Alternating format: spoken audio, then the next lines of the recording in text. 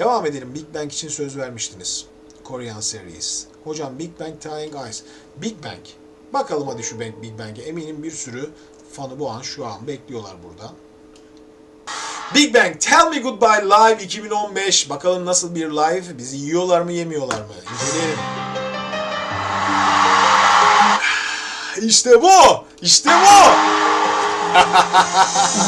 Ya bu enerji çok değerli bir şey arkadaşlar. Bu seyircinin bu coşkusu olmazsa hiç yaptığınız şeyin kıymeti yok. Bakın nasıl şarkı başlarken seyirci ateşliyor şarkıcıları. Çılgınlık. Şimdi ben Big Bang grubunu sıfır biliyorum. Hiçbir şey bilmiyorum. Şu an sizle beraber dinleyeceğim ve insanlara, buradaki şarkıcılara şu isimleri vereceğim. Turuncu ceketli, kırmızı ceketli gibi isimler vereceğim. Çünkü isimleri bilmiyorum. O nedenle lütfen bana kızmayın. İlk defa tanıyorum sizlerin sayesinde. Haydi bismillah, gazamız mübarek ola. Şimdi bir tane rapçi bulduk. Turuncu ceketli rapçimiz. Bir mavi var. Ya zaten Koreli şarkıcıların gruplarına baktığınız zaman böyle herkes acayip imaj fırtınası esiyor içeride.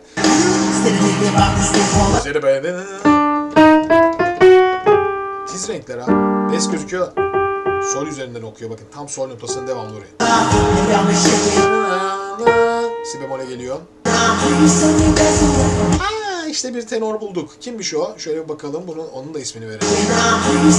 İşte bir kırmızı ceketli. Az önce sırtından bakmıştık. Tam bir tenor renkle karşılaştık. Bir bariton renk olabilir ilk okuyan. Bir yeşil daha var. Tamam, renkleri seçelim. Bu saat mi ya? Nedir burada? Güzel duruyor ama değil mi? Detaylara bir inceleyelim bakalım neler yapmışlar. Takılar, şunlar bunlar. Arkadaşlar ilk Kelebek albümünü yaptığım zaman, şimdi o zamanlar önce bunlara çok dikkat etmezdik fakat dikkat edilmesi gerekiyor. Yani şöyle bir albüm yaptığınız zaman önce bir imaj çiziyorsunuz kendinize. Yani yoksa bir kapak fotoğrafı çekileceksiniz değil mi? Bir albüm fotoğrafı çekileceksiniz. Ne giyeceksiniz? Ben ne giyeceğim ya? Böyle bir düşünmeye başlıyorsunuz. Tamam. Ben ne giyeceğim acaba? Ben neyi severim? Bana ne yakışır? Düşünmeye başlıyorsunuz. İşte efendim diyorsunuz ki sen ne tarz yapıyorsun? Biraz sert müzik yapıyorsun. O zaman koluna böyle ne bileyim bir şeyler geçir. Yok boncuklar şuradan. Bir tane deri bir şey şuradan yapalım. Bir gitar şeyi var koluna tak. Kolye takar mısın? Yok işte saçına bir şey yapar mısın? Yani kıyafetini giyerken bakın mesela burada tercihler var. Yani bu gördüğünüz şeyler aslında sanatçının size verdiği karizması oluyor. Sadece ses değil. Hep bir bütün yaptığınız şey. Çünkü albüm yapmak, yani bu endüstrinin içine girmek, nereden bakarsanız bakın. Bakın şarkı söylemek, ben bu şarkıcı evinde gitarla çalıp söylerken, dinlerken bunlarına dikkat etmem. Ama sahneye çıktığı zaman bunlara ihtiyacı var. Bunlarsız şarkı söylemez. Evde gibi oturamaz değil mi? Hani böyle ne bileyim mutfakta gibi şarkı söyleyemez. İmkansız. Çünkü seyirci karşısına çıktığınız zaman, yani 5-10 kişinin karşısına çıktığınız zaman bile kıyafetinizi düzeltiyorsunuz. Bakıyorsunuz değil mi ne giysem diye. Şarkıcı bu ya. Yani bu işten para kazanıyor. Yani görselliğinden para kazanıyor, inceliyorsunuz. O nedenle bunları anlatıyorum size. Bakın detaylar. Bir sürü detay var. Zaten Koreli şarkıcılarda bu artık maksimumda. Detaydan fırtına esiyor yani bakın. Burada iki tane ilginç şey var. Bir tanesi saate benziyor, diğerinin ne olduğunu bilmiyorum. Saçlar geri taranmış. İzleyelim. Hepsinde iç kulaklıklar var. Baksanıza şuralara bile bakın. Ya bu ürünler, bu sanatçılara özel yapılıyor ama işte dünya çapında bir süre sonra şunun kıyafeti, yüzüğün durduğu ve yüzüğe bakın. Ya az önce mesela bugün canlı yayında Kelly Clarkson'ı incelemiştik. Hangi parmağına takıyordu? Şuna. Çünkü mikrofonu böyle tutuyordu. Bu iki parmağı aşağıda tutuyordu. Şimdi o üstünde tutuyor ve kamera bu açıdan çekmesi için planlanmış zaten. Bu açıda çekerken bakın yüzük böyle gözünüze giriyor. Şu an zaten gördüğünüz bir yüzük var, bir kıyafeti var değil mi? Kameralar size detayları gösteriyor arkadaşlar. Çünkü bu şarkıcıların hepsi bir ürün. Ürün. Sadece şarkıcı değiller artık. Şarkıcılıkları okulda aldıkları eğitimde. Şu an sahnede oldukları anda onlar bir endüstri ürünü. Kore'de de, Amerika'da, dünyanın her yerinde de böyle. Ve bu ürünü inceliyorsunuz şu anda. Neden? Bu ürünleri size satacaklar. Albümünü alacaksınız, kıyafetini alacaksınız, taktığı aksesuarı alacaksınız, yüzüğünü alacaksınız ve kamera size, her kamera bunu gösteriyor. Bak diyorsa elinde ne var? Bak gördün mü arkada detayında ne varmış? Size her şeyi gösteriyorlar. Belki farkındasınız, belki farkında değilsiniz ama ben farkındayım.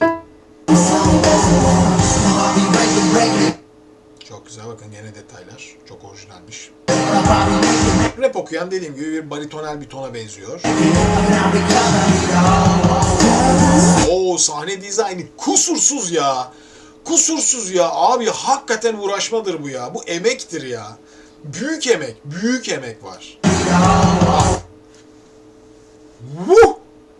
Sahneye bakın arkadaşlar. Çok büyük. İşte bu endüstri arkadaşlar. Endüstri. Bunu dünyaya satıyorsunuz. Geçen yayında da söyledim. Yani Çinliler yapıyor, Koreliler yapıyor. Neden yapıyorlar bunu ya? Neden yapıyorlar bunu arkadaşlar? Çünkü popülerleştiriyorlar kendilerini. Popüler kültüre hizmet ediyorlar. Ve dünya çapında. Şimdi bizim Türkiye'de böyle bir sahne, küçümsemek için söylemiyorum. Böyle bir şey yatırım yaparsanız olur. Olmaz değil. Onlar da yıllarda, 1000 senedir böyle yapmıyorlar bu işleri. Değil mi? Çok geleneksel bir kültürleri var. Ona da sahip çıkıyorlar. Ama bunu da yapıyorlar. Biz niye yapmıyoruz? Bizim niye böyle sahnelerimiz yok? Halsey'i izlerken de aynı şeye kızmıştım. Neden bizde yok? Müthiş. Yani şu sahne dizaynı mükemmel. Bakın her birinde, kollarında, küpeleri, bilmem nesi detaydan yıkılıyor ortalık. Bunda da yüzük var. Tam şurada duruyor.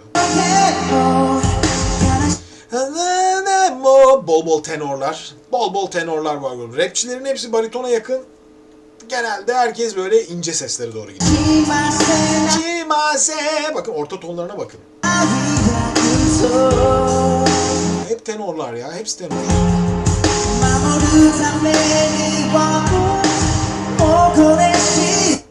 Evet yani ve ses renkleri şey değil. Çok dar sesler değil. Bazı sesler vardır yani böyle hep böyle sinameki bir şekilde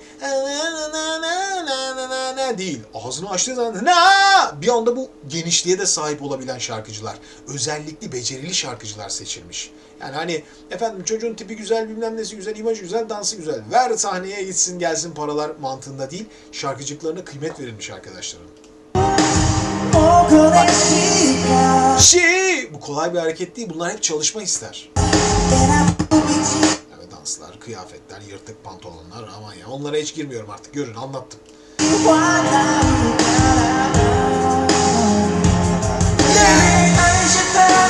Evet, mavili. Neden mavili giydiğini şu an anlatıyor. Çünkü gerçekten lead bir vokal. Çok önde. Nasıl güzel bir rengi var. İçinde dramatik tınıları olan bir renk. Koyu ama tenor olduğu belli gibi.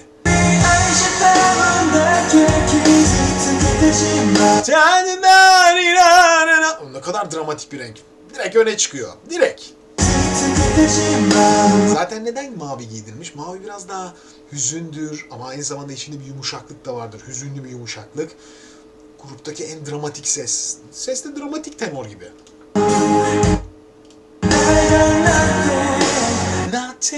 Acayip güzel bir rengi var.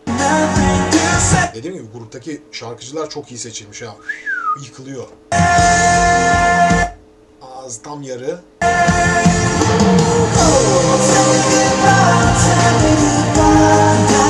Rapçi de şarkı söylüyor bu arada. Duyamadığımız seslerden biri kırmızı çocuğun sesi tam. Biraz ileri gidelim bakalım arkadaşlar.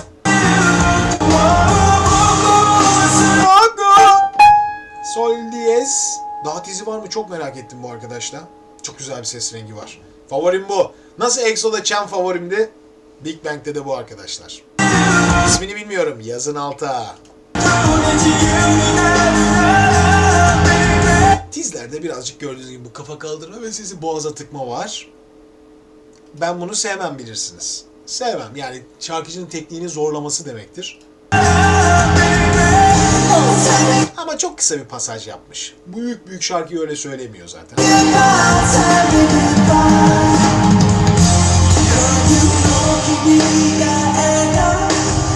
Kırmızıyı ilk defa dinliyoruz. Bakalım onun sesi nasılmış? Ben de merak ettim şu anda. Ya çok ilginç ya. Bu tenor fırtınası esiyor ortada. Çok rahatlar. Genelde tenor seçiyorlar.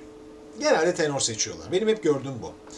Kız gruplarında soprano sesleri seçiyorlar. Erkek gruplarında genellikle tenorlar bol bol grubun içine yerleştiriliyor. yeşil bir iç kulaklık. O dizayndan yıkılıyordu o zaten ya. Oh! Yani iç kulaklıklarının birinin rengi siyah, birinin yeşil, efendim kontrast oluştursun. Şudur budur, mikrofonun biçimi farklı. Ayası farklı. Yığ yani. Para yığılmış bir şey. Bir gün bir arkadaşı davet edeceğim buraya. Bu Kore müzikleriyle alakalı. Endüstrisini de araştıran bir arkadaş. Bayağı konuştuk onunla. İsmini şimdi hatırlayamadım ama Gmail'den bayağı yazıştık. Davet edeceğim. Bu endüstriyle ilgili konuşacağım. Yani buraya akıtılan paranın miktarını merak ediyorum. Bu inanılmaz bir şey yani. Bu kadar detay her bir para demek bunların arkadaşlar. Büyük para hem de bu. Bakın sahnenin ışık dizaynına bakın işte.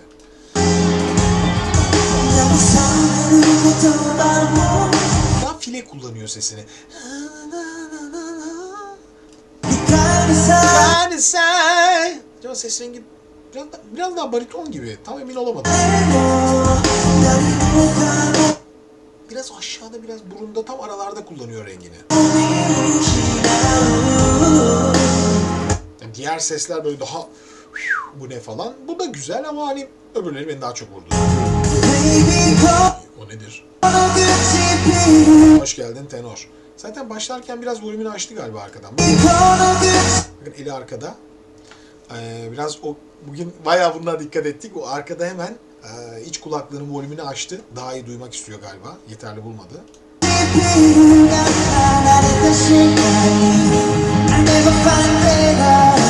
Tizleri merak ediyorum. Biraz ileri gideceğim şimdi yavaş yavaş.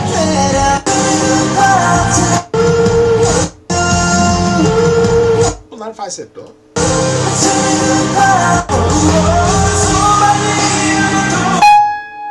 Çok güzel. Ben bu renge hasta oldum. Çok fazla kafasını kaldırıyor yalnız.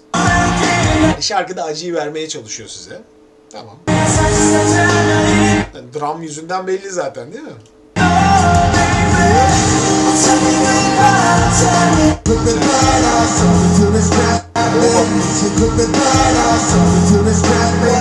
Bir rapçi daha.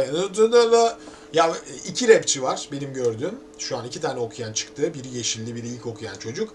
İkisi de bariton gözüküyorlar şu an. Daha koyu renkler zaten. Gene detaylara bakalım. Gördüğünüz gibi bir kıyafetin iç kulaklığının rengi yine farklı. Saçların rengine kadar her şey moda tasarımcılarıyla tasarlanmış işler.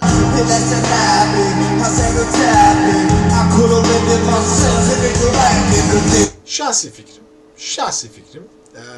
Rapçiler bakımından ben Blackpink'i çok sevmiştim. Blackpink'in rapçileri, 2 kız rapçisi bence efsane iyiler. Erkek gruplarında EXO'daki rapçiler de iyiydi. Bu gruptaki rapçiyi herkesin zevki farklıdır. Bu sadece zevk olarak, hani böyle teknik olarak falan söylemiyorum. Ben böyle çok yükselmedim. İlk giren biraz daha iyiydi bence. Evet, tam bir bariton. Biraz yüklenerek de okuyor.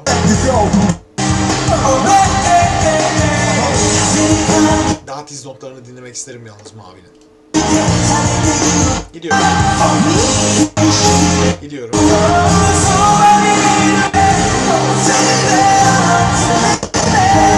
Tenor olduğunu biliyoruz.